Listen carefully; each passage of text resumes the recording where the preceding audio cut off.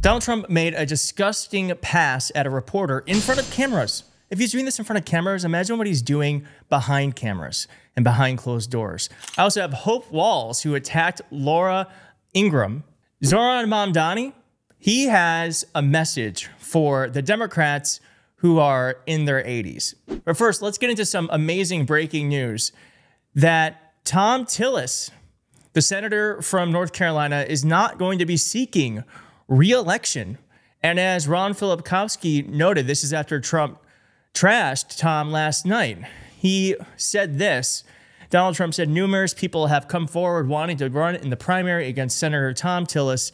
I will be meeting with them over the coming weeks, looking for someone who will properly represent the great people of North Carolina and so importantly, the United States of America. Thank you for your attention to this matter, like he always says. And one person who's thinking about running is Mark Robinson. You might remember him. His screen name was Mini Soldier, and he called himself a black Nazi on a porn website called Nude Africa.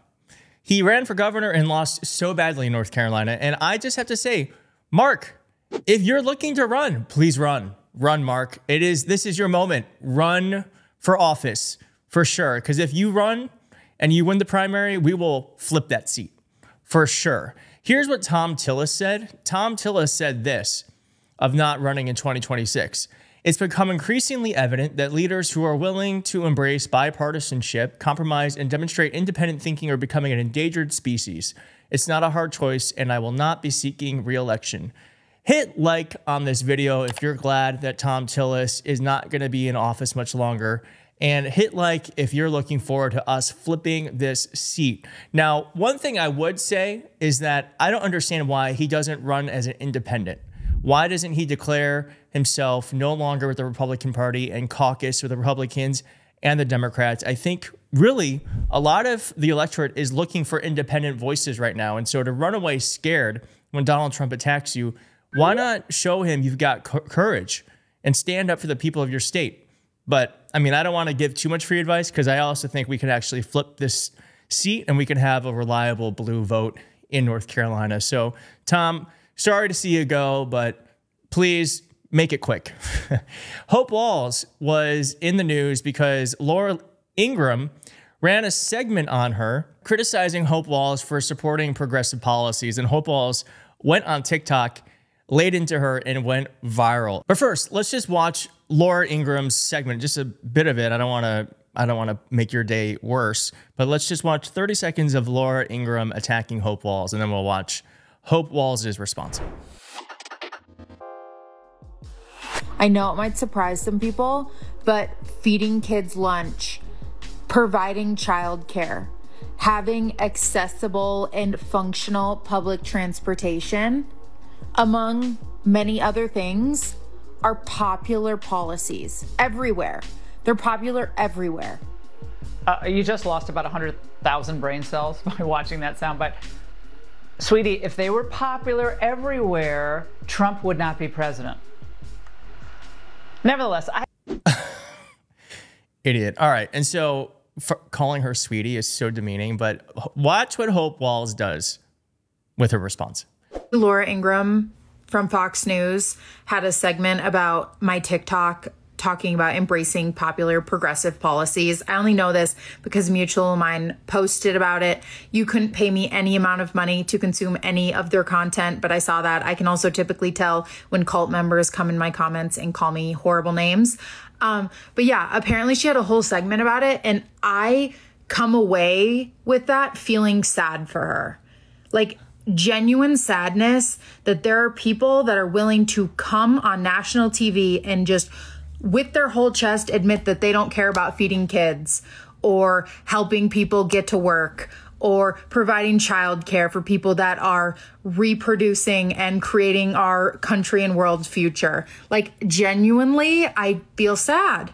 I don't know how you go through your day just not caring about other people.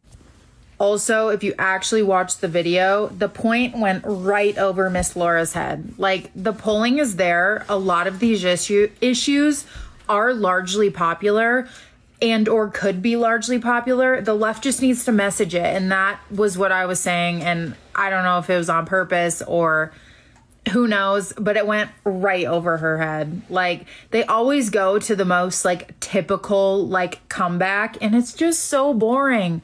But yeah, I genuinely feel sad for her. Get well soon, Laura.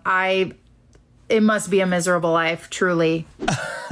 So apparently Laura Ingram from Fox News. Those Wallses know how to tear into Republicans. I mean, I'm so used to, I mean, I fall victim to this where I get upset rather than feeling pity. Pity is actually a bit more cutting than anger or outrage, when you're just like, oh God, I feel really bad for you. Oof, ow. And like when she's like, what's something going on in your life? Oh my God. All right, and then let's go to this. Donald Trump made a pass at a reporter.